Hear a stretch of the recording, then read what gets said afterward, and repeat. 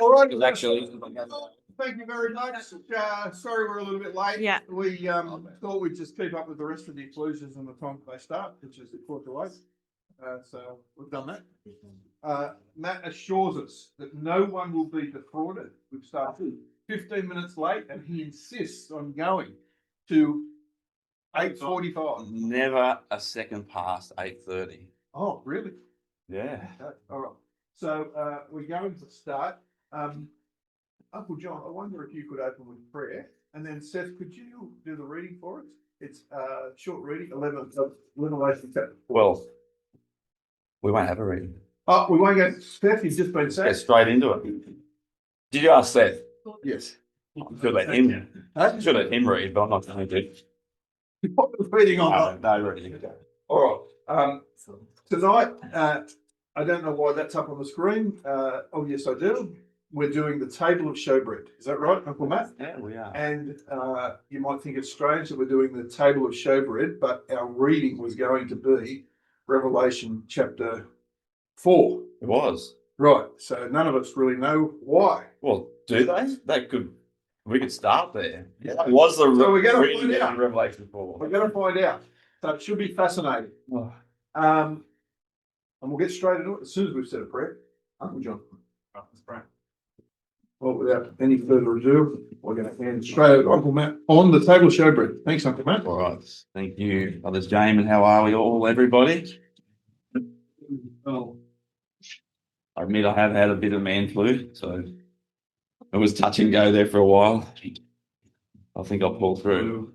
Now, the table of showbread represents for us in Christ, we are the true Israel of God, in his sight, being overseen by him, sharing his food, and he's protecting us and providing for all our needs. That's it. That's us. There's the table of showbread. When you go into this area, as we've looked at, I don't know if anybody can even remember. I wasn't sure if I'd done the lampstand. Had I done the lampstand? Yeah, thank you. That was fortunate. I thought, yes, we have done the lampstand. We've done the laver. We've done the altar. And we've looked at the overall significance of the house of God as God is trying to draw us back to him, back to fellowship, back into oneness with him. When was the oneness with God broken and all of this had to be instituted in order to get us back? Genesis 3. Genesis. We all know it's Genesis. There's a crack and a fracture. 1, 2, 3. You've got the general vicinity, Josh. It's there-ish. This is God getting us back. Now, the table of showbread. Let's have a look at a bit more. The Jews, they always never understand anything. Never. That is the problem with the Jews. They always miss the point. And we'll see in a little bit too just how much of a headache their misunderstanding can be, because it's even contagious for me anyway. So this is what the Jews thought. The bread was removed as required. But those 7 days have passed. They are still hot as if freshly baked. This is what the Jews used to think. Did she spill something? No, that's fine. Oh, Keep going. Rosa,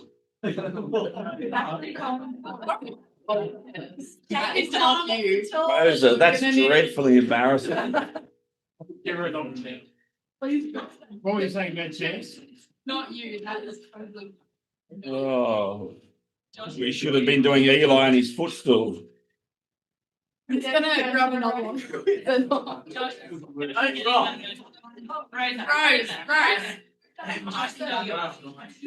Thank you, Josh. Got extra support. You want me to say? Thanks, Josh. Always wants to be the main character. Thanks. Wait, Okay. As for Alyssa. So here's the Jewish superstition. The bread was removed as required. Does anybody know when they removed the bread? Yeah, on the Sabbath. But this is what the Jews thought. But those 7 days had passed, it's still as hot as if freshly baked. Like, Hey? I don't know, but that reminds me of, you know, McDonald's apple pie. Like they never cool. Couldn't be that bad. I don't. The rabbis further relate that when the breads were distributed to the priests, each received a measure the size of a bean seed, and yet they ate it and were completely satiated. Now, obviously, they got no idea what they're talking about. It's not miraculous. It didn't happen like this. Yes, the priests were given it to eat, and that in and of itself is pretty significant. But when we go to the Jews, I mean, they messed up everything. I'll tell you, although we use the Jewish writings and we think about it like we always use the scriptures, this is how bad they are. They pushed the scapegoat off a cliff. That's how much they missed the point in God's, ways and rituals. They pushed the scapegoat off the cliff. Say no more. So we can't listen to the Jews all the time. They're frustrating. I only listen to them when they agree with me. And so the table, here it is. This table, which by the way, when I just went back there to show you, because I can't remember the order of my slides, the door of the tabernacle going out that way, which direction was that? East. So that's west. What's this? North and south. So on the northern side of the tabernacle is where the table of showbread sat. Okay, that's where it was. Sat right there, right in front of the lamplight, right beside the altar of incense, which was as close to the most holy place as you could possibly get. Now, it was made of acacia wood. It wasn't that big, 2 cubits, something like that, which makes you think, how did this bread fit on there? Had gold moldings, there's rings on the legs of it so that you could put the staves through to carry it. And there was bits and pieces that were associated with it. Dishes for the bread, pans, to sprinkle frankincense. And I don't know if you knew, but on the table of showbread is where they kept flagons. Does anybody know what a flagon is? A big jug. And what would make the heart of man very cheerful if it was full of? Wine. Wine. That's where they kept wine. It says flagons, and people said, oh, they didn't keep it. Of course they kept the wine there. They didn't keep empty flagons, empty vessels there. They kept wine there. Now, this is really interesting because on this table, in this room, there was a place where there was bread and wine. Really, really interesting. And of course, there were bowls to put the frankincense in. So here's some representation. And I'm going to explain to you just how frustrated I've been lately. What do you see there that's the difference between those two breads? Very leavened. That's right. One's fluffy and one's flat. That's right. Now, if I were to ask you, then,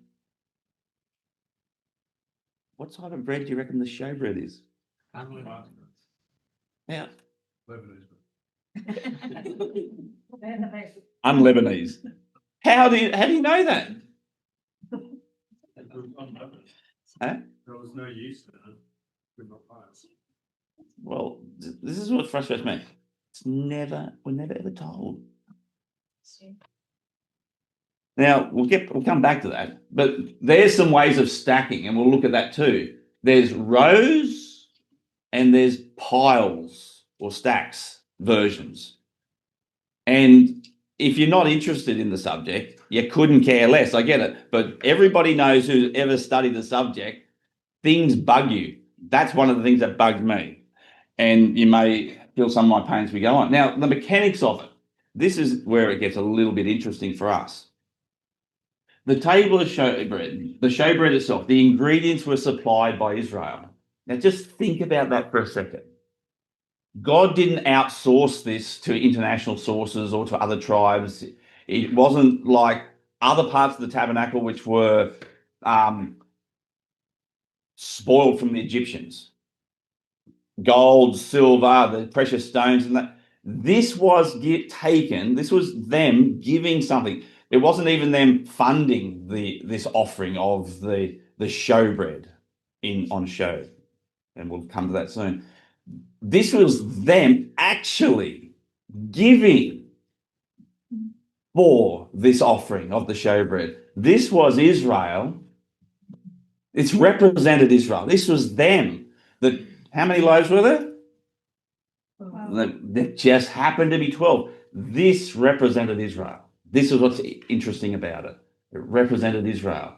And all the ingredients were supplied by fine flour, had to be the best. So very, very interesting. Just for a bit of a real world application, have a look at Second Chronicles 9. Have a look at Second Chronicles 9 real quick. There's a lot of quotes I probably would like to turn up tonight. Second Chronicles 9. Sorry, can I just question that? I think it's a bit early for questions. But for you, Jordan, yes. Miss what you said, sorry. Leviticus 24 verse 6 says that they were in 2 piles, 6 in a pile. Is there other places that says different? Well, no, but the word, that's an English translation. Right. And when you look at the word, it's rows, it could be piles, it could be, yeah, don't worry. It gets frustrating, believe me.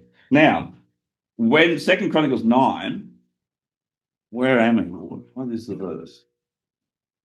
Oh, yes. Who said Second Chronicles? Thank you. It's First Chronicles. Tisk. First Chronicles 9, verse 28. So this is in the temple, but take it as a representation of the type of order and structure and the logistics that would have carried over from the first little tiny temple, the tabernacle. Verse 28 of First Chronicles 9, some of them had, these are the Levites and so forth, some of them had the charge of the utensils of service. Oh, that sounds important.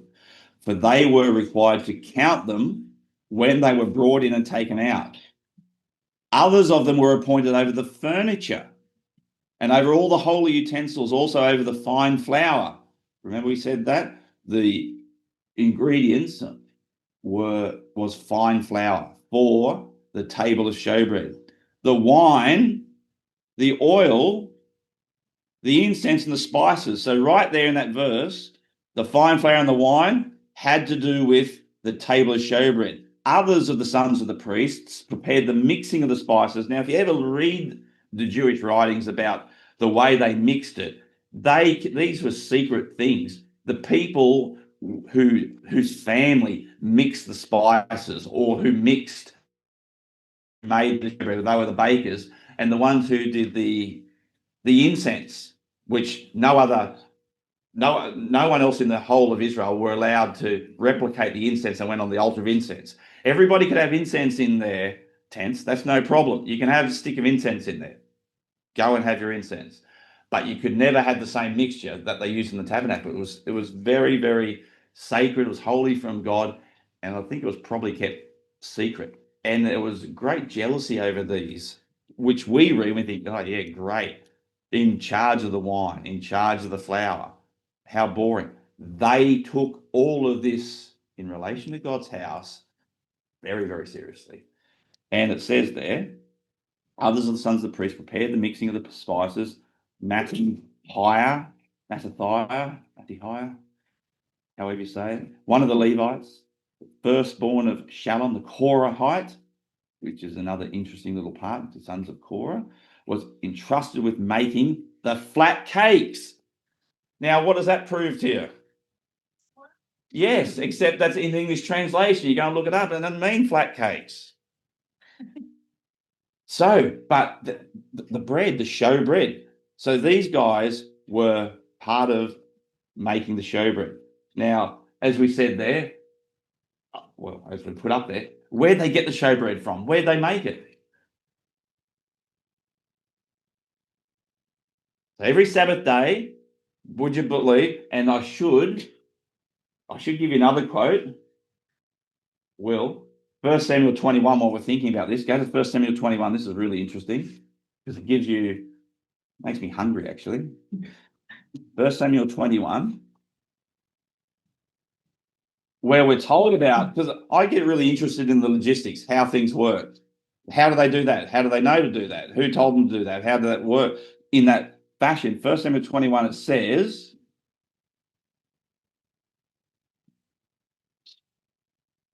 this is when David came to get the showbread off Ahimelech the priest.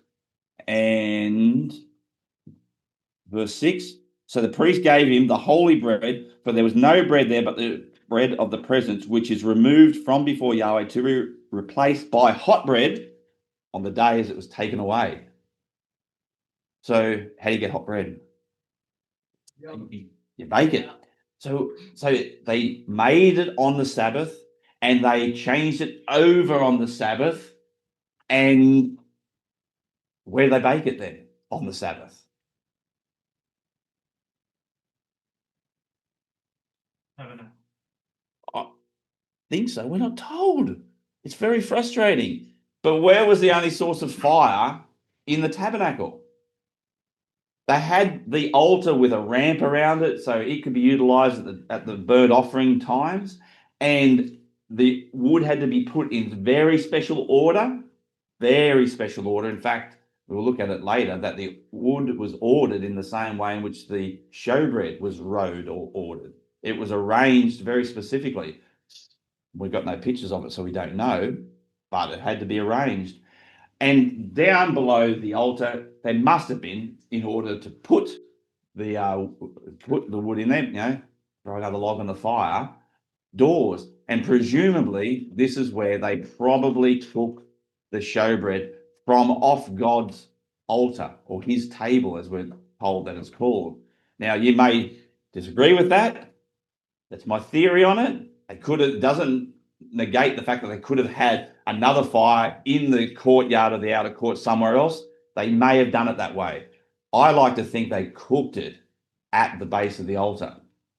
Now, however, this is interesting. It's called the continual bread, and it was even when they were traveling and they put the blue veil over the table of showbread and they had to pick it up. God said, you've got to leave all the instruments on there and the bread. So you carry it with the bread on it. It's called the continual bread. It never was not on the table of showbread. And it's also called a food offering.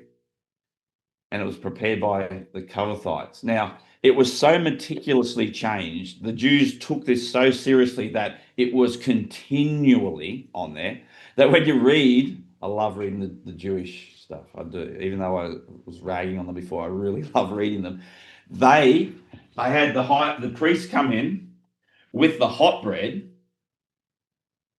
and as they put it down, the priests who were taking off the cold bread, which was the old bread, not yet stale because it was very well made, apparently, when you read about it, probably miraculously even kept.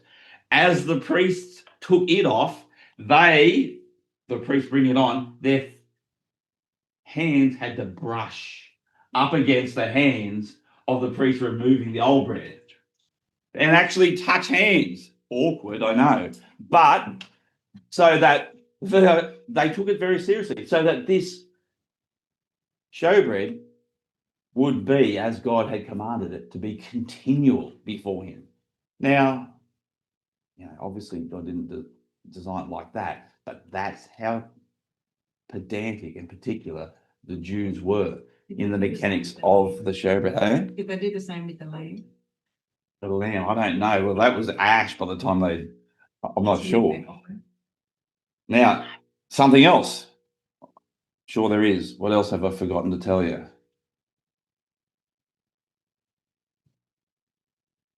So they kept the wine there, and what was on top of the showbread? What? Nay. When they'll move? Yes, yes. If I was asking that question when I'm moving, you would be right. I'm used to it. I asked the dumbest questions anyway. You know that. All my students used to get the wrong answer. Now, yes, frankincense. Now, if they're in rows, they'd have a bowl of frankincense and a bowl of frankincense. If they're in piles, they have frankincense on top. And it wasn't just sprinkled on it, because what happened to the showbread after the cold showbread was taken off? It's not edible. It's not edible. You don't put it on, it's bitter tasting. They put it on bowls, and I don't think they sprinkled on the bread. It was, in fact, we know they didn't sprinkle on the bread. Guess what happened to the frankincense? And what does incense represent, by the way? It does represent prayer. Does anybody know? Have a look at Leviticus 24. Sorry for all these technical little pieces, but I just feel like if you get to know some of the tabernacle and how it worked, when you go to study it for yourself, like I'm sure you're going to, you'll remember some of these logistical arrangements and how things went together. So Leviticus 24, this is the bread for the tabernacle. You're going to take fine flour, bake 12 loaves from it, 2/10 of an ephah or 2 omers shall be in each loaf, and you shall set them in 2 piles, 6 in a pile, or as we've already noted, the word can mean rows, on the table of pure gold before Yahweh, and you shall put pure frankincense on each pile or on each row. That it may go with the bread as a memorial portion, as a food offering to the Lord. Now that word there, food offering, that word for offering is the fiery word, it's the burning word, it's the word which has to do with heat. Now, how many of these loaves got offered on the altar?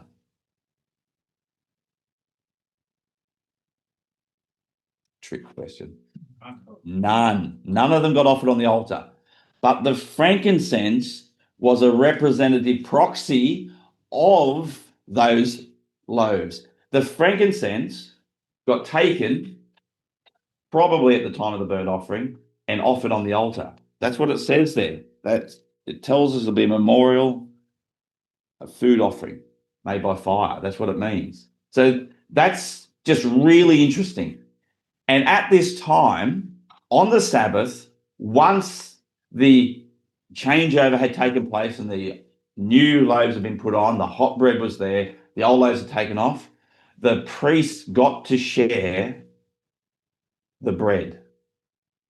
I can't imagine them sharing the bread without drinking wine as well.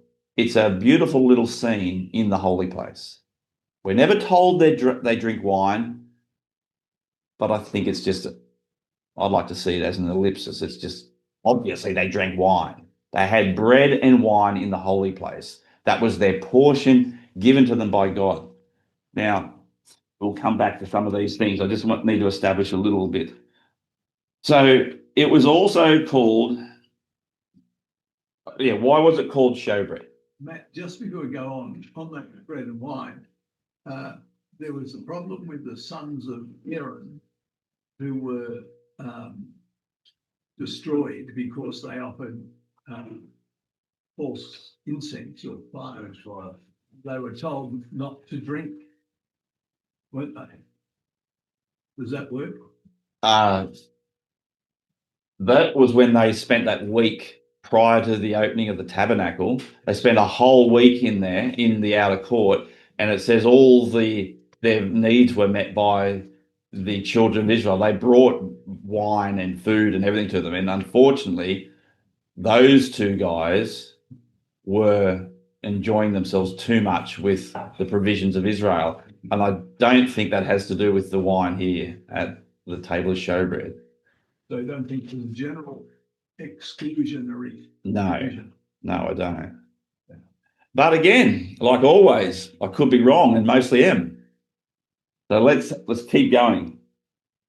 So why showbread? Interesting, funny word, showbread. Why is it called showbread? And I can't remember. Yes, why is it called showbread? Is it also called the bread of the presence? Yes, I think that's what the word is, what the word show means, God's presence. Or the faces. I think the Hebrew words might come up in a slide. I'm really bad tonight. Panim or how is it? Panim, that's the word. I need someone to help me with the pronunciation. The faces. What is the faces? Why is this showbread? I mean, who's walking past it and having a look? How's it on show? Any ideas about that? Who's looking at the bread? It represents us, the saints, and it's showing God. Yes, but it's the watched bread. It's not just on display, it's being watched. And you're right, because it does represent us, and it is God who's watching us. Stop and just think about it. This is the tabernacle here. Exactly like it. Unlike the tabernacle in the wilderness, the walls, I believe, were what's the word for it? The studs and noggins type of structure, where the veil went over that. What was woven on the ceiling, down the sides, on that most holy place veil, and on the veil behind us? Cherubim everywhere. God's eyes watching. This was his place. The holy place represents us, by the way, living now in Christ, in fellowship with God. And God is telling all of Israel, by their own submission, this is you here. And I've got a watchful eye. Now, that makes me a little bit worried, because when you think about someone watching you, every move, does that fill you with comfort?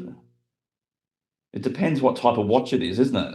Like, good practice for a teacher is when the kids are writing, don't go and hover over them with a red pen like I used to.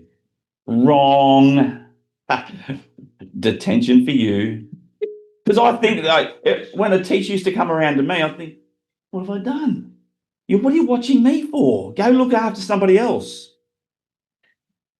And so when you think, because you're right, God's watching us, you think, oh, doesn't make me feel comfortable if it's that type of watching. But is it that sort of watching? I think it's not really that type of watching, is it? Because the Father is watching for our benefit. He's watching for our supervision. He's watching for our protection. He's watching for our growth and our flourishing. God is watching for all of our good, everything. He's a caring parent. And like he said of the Lord Jesus Christ, his angels bore him up so that he wouldn't even dash his foot against a stone. God doesn't want any of us to even trip in his truth. That's how he's watching over us. He's doing his very best.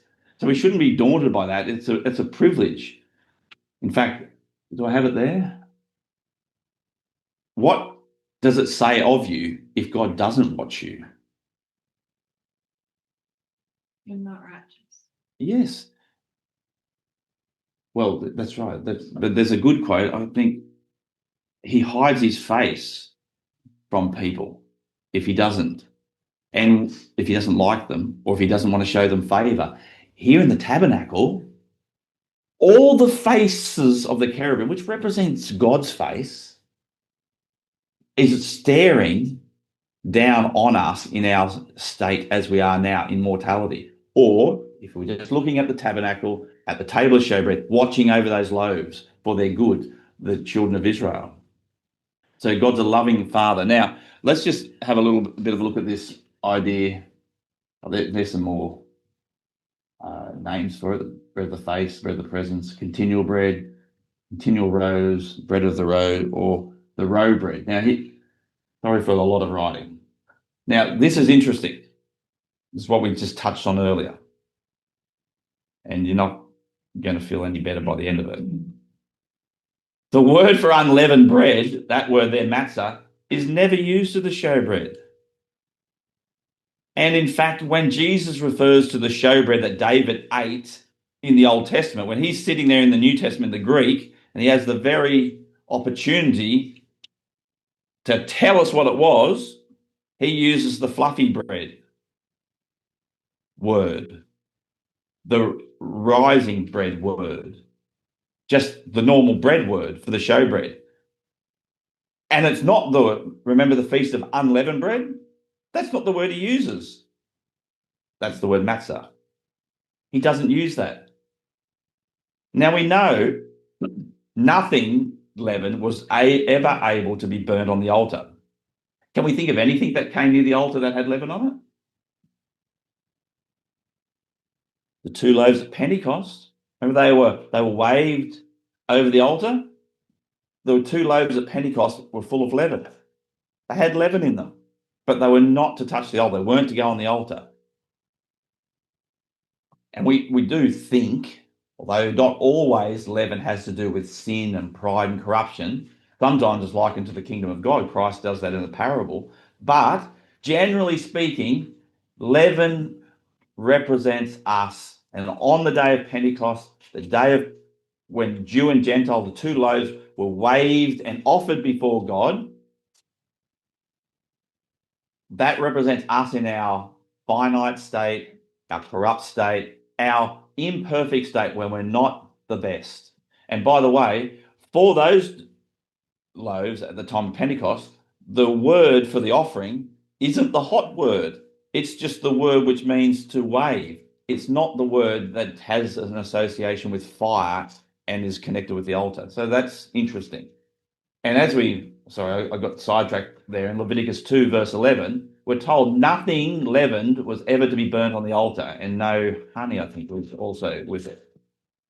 So the showbread wasn't burnt on the altar, but as we said before, the frankincense was. The frankincense was taken off the showbread to represent it as a whole, taken over, probably, I think, at the time of the burnt offering, and offered at least at that time of a morning on the altar. And that leads us to other speculation as well, that incense, which is frankincense, incense is normally reserved for, well, the special concoction of incense was reserved for the altar of incense.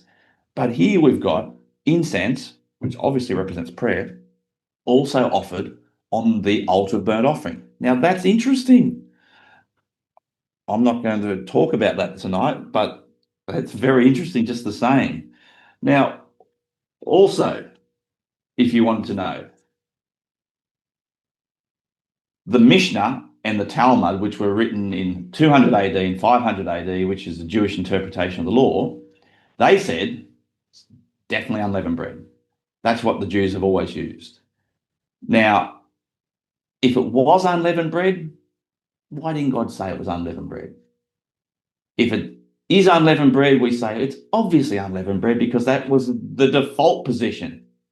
But we're never told. And why is the rising bread used for the showbread in the New Testament? And what gets me is, at the end of this, if the rule wasn't broken or wasn't specified that it was to be broken, that we're going to use leavened bread at this time, we're left up in the air. It could be unleavened, it could be leavened. The Jews, as I said, nothing but unleavened. But I'm not sure about it. And it makes me think, could it be leavened? Could it be unleavened? Is God making us stretch because in the Old Testament, it was to the Jews, but in the New Testament, it's to the Gentiles. And it's up for grabs. Jew or Gentile, leavened or unleavened. I don't know. Maybe that's a big assumption, but it's very interesting that you can't ever know. And there's pictures of great big leaven rituals done by Jews too, who some think it's leaven, but mostly they think it's unleavened.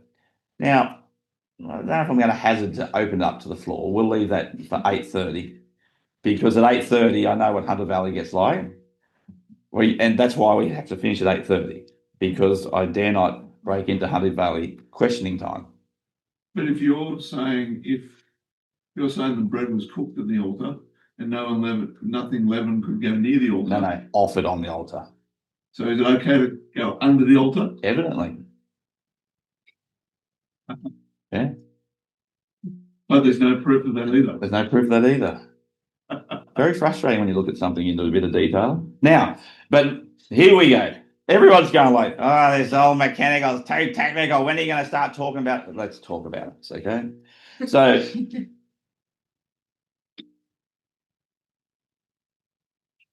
those 12 loaves, did I say loaves?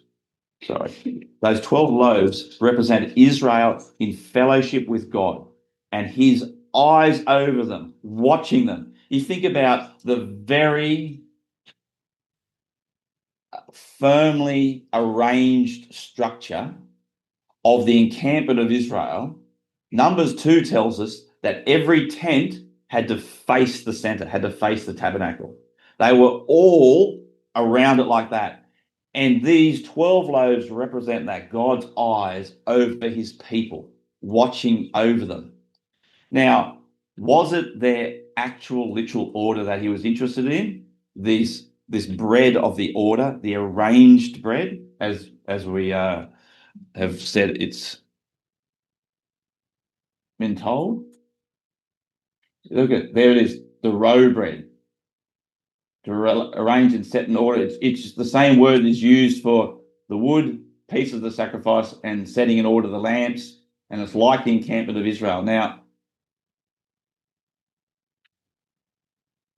it's also used not just for the showbread altar, but the setting of a battle line. And the focus is on internal order and preparation. Now, have a look at some of these quotes. That was the one at Timna Park, by the way. So they had definitely round flat loaves piled. If anyone's been there, it's excellent to walk through that life-size tabernacle that's in Israel, Timna Park. You guys been there? It's excellent.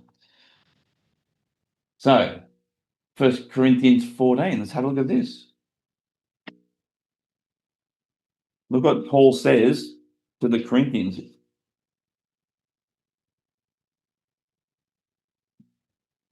And I should have said too, when God told Moses to set up the tabernacle, the verbs to do with the table of showbread was when you set it up, you have to arrange it. You have to set it in order. And it says he was told to set it in order, and it was very particular that when he did it, he set it in order. And the Apostle Paul says in 1 Corinthians 14, verse 40, talking to the Corinthians, he says that everything should be done decently and in order. And if you were to go to Titus chapter 1, which we won't go to because we've got a lot to mention within the time frame. In Titus chapter 1, and I'll come back to the Corinthians quote in a second. Titus 1, he tells Titus to get the ecclesia in order. Now, was he talking about the chairs and the speaking list and who sets up the hall? He definitely wasn't. Are those things important or not? Yes, of course they're important. But the order that Paul was talking about to Titus was these evil beasts and slow belly culture that the ecclesia was set in. And he said, I want bishops, I want people that can set up the ecclesia and look after the morals and the faith of the ecclesia. That's the order that he was speaking of. The moral order, the faith, the things to do with the composition inside. And when Paul looked at the ecclesia in Crete and the ecclesia at Corinth, everything was out of order. And he said, yeah, God has set it in order. And when the priests went on every Sabbath day and set the rows in order, and although I jokingly mocked the Jews, they took this very seriously, and God wanted them to take it seriously because this literal ritual of putting the rows in order was God saying to us, you've got to get yourself first, your family second, and your ecclesia third or put them all together in one as like unified in order. And it's got nothing to do with seating arrangements or dress code or anything. All of those things will work out for themselves if the faith and the decorum of the truth and the ecclesia is in order and the morals of our life. Was there any that were in order? Of course, Colossians chapter 2, have a look at this one. This is a good quote. In Colossians 2, Paul's writing a letter and he tells them that although I'm not with you, I am absent in body, verse 5, yet I am with you in spirit, and I rejoice to see your good order and the firmness of your faith in Christ. And so the firmness of their faith in Christ is the order that Paul wanted them to get in order. And it was the basis of their fellowship. And that's Israel in the wilderness. As they were carefully set out in order, Yahweh was watching their every need. And you know what they said? This is what did they say to God in the wilderness about setting a table? In Psalm 78, Israel challenged God and basically said, can God supply food in the wilderness? Can he arrange a table for us in the wilderness? The table of showbread asserted it. That's what he could do. The table of showbread was asserting that God was going to look after their every need, not just their daily need for food, but their every single need. The memorial meeting for us, you think about it. When do we have a little table of showbread like experience? Every single Sunday. Every single Sunday, God is telling us that I am providing for your daily bread, your daily need, all the way to the kingdom. That's what he's telling us. And I just think it's interesting because I've always wondered why, I literally have always wondered why, that there were 2 bowls of incense associated with the table of showbread, and Christ offers 2 prayers for the bread and wine. Whoever offers a prayer for the things you chew and then for the things that you drink? No one does that. You offer a prayer for your food, but Jesus came along on this night. Has it never occurred to anyone why didn't you just offer one prayer for bread and wine? He gets a prayer for the bread and a prayer for the wine. And he could have put them in easily into 2 prayers. And I just wonder if he got that idea from the table of showbread. I don't know, where there were 2 little bowls of frankincense. And also, where have we ever seen prayer and bread brought together? It reminds me of the prayer of our Lord, where he taught us how to pray, and he said, telling us that God would give us our daily bread, which is also what the table of showbread, in a very natural sense, is offering for us as a representation. Now, here's something else. It got changed every single. In some ways, I think it tells us that as we have our memorial meeting once a week, and we're commanded to meet on a weekly basis at the very least, and not forsake the assembling of ourselves together. It's telling us, I think, especially in connection with a basic symbol like bread, that the freshness is limited, and so is our spiritual alertness. And we need at least a weekly collective reordering and a reconstitution and a renewing and a refreshing, don't we? So each week we come and do this, which the priests ritually did at the time when they changed the bread over every Sabbath day. And obviously it's not talking about, come and sit on our seat. It's talking about our fellowship and our inward composition. Sorry, Fred. Keep going. Just ignore me. I tried. 27 past.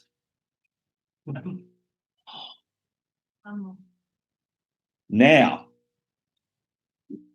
this is, I must say, where we were going to end up anyway, and I can rush there, but so here's some more depictions, representations of the priests laying down and changing over the bread. Now, that strikes me as, that could be unleavened bread too, I don't know, but it looks rather large for unleavened bread and not as flat as I would have thought. Here's another one. Here's another one with the priest had changed at the time of the burnt offering, and I'll answer the question which everybody's thinking, and that is, why does he have an iPhone?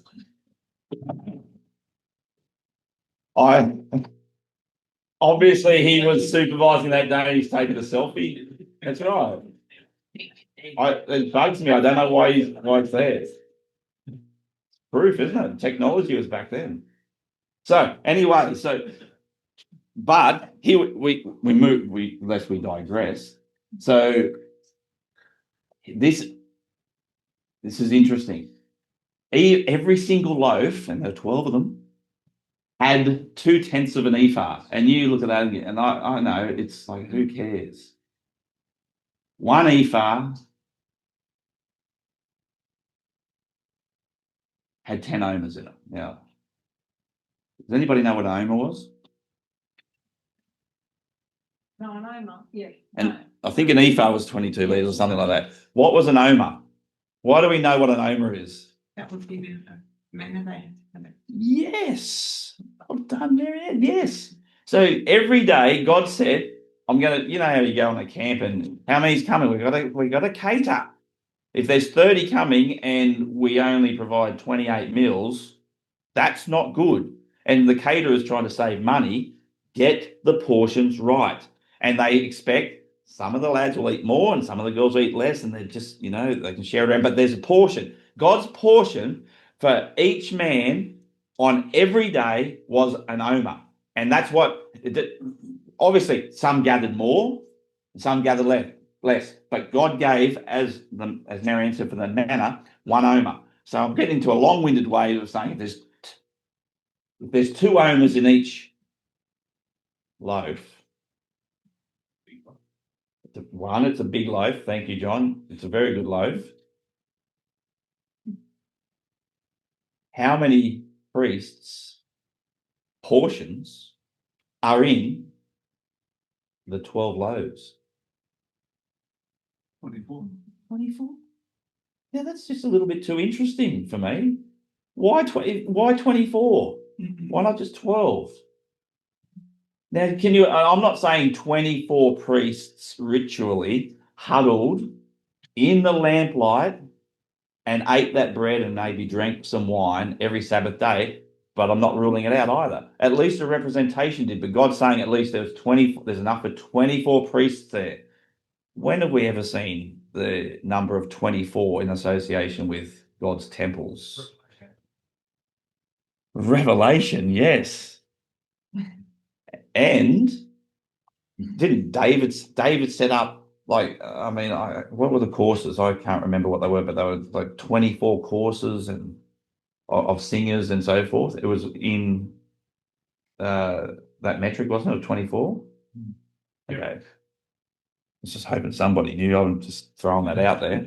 But let's go to Revelation, because Revelation chapter 4 is epic. For anyone that thinks Revelation is not exhortational,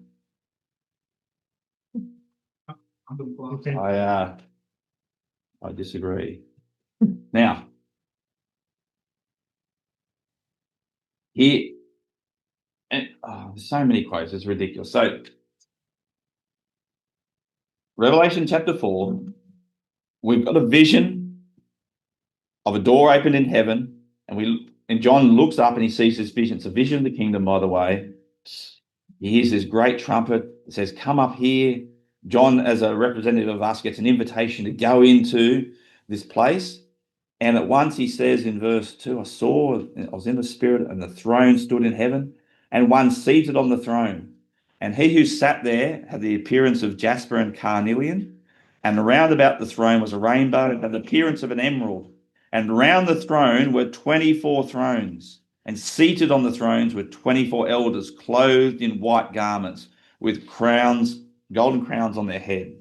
And from the throne came lightnings and thunders and so forth. Now, I just want to make a picture for you.